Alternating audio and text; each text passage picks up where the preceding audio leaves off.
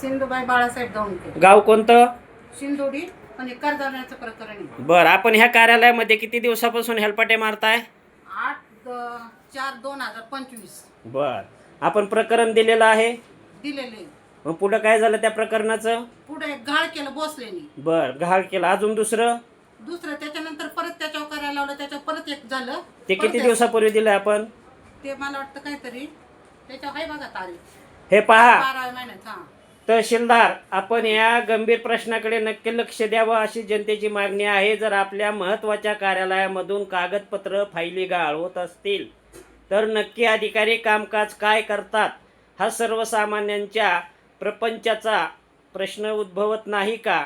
आणि सर्वसामान्यांची महत्त्वाची कागदपत्रे जर गहाळ होत असतील फायली, तर नक्की अधिकाऱ्यांना पगार महाराष्ट्र शासन कशाचा देते, तसेच हे अधिकारी काय काम करतात हेही अतिशय महत्त्वाचे आहे. याकडे आपण तहसीलदार म्हणून का लक्ष देऊ नये? अशा गंभीर प्रकरणाकडे अतिशय महत्त्वाची कागदपत्रे शेतकऱ्यांची, सर्वसामान्य लोकांची गहाळ होत असतील तर नक्की या कार्यालयात आपल्या चाललंय काय हा प्रश्न निर्माण होतो.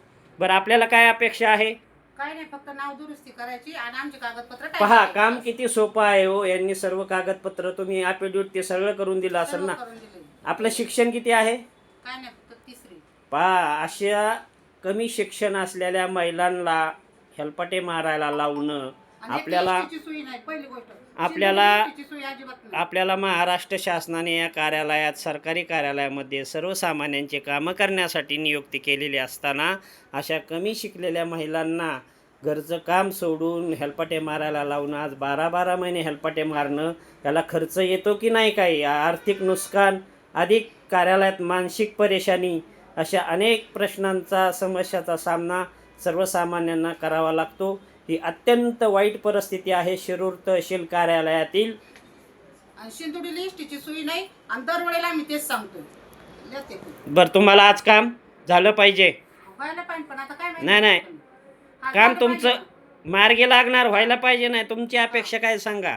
काम व्हायला पाहिजे. बरं, ज्या अधिकाऱ्यांनी फाईल गहाळ केली त्यांचं काय? त्यांचं काय बघा, ते करीत असले तर ठीकच आहे, नाही केलं तर मग बघा आता तुम्हाला.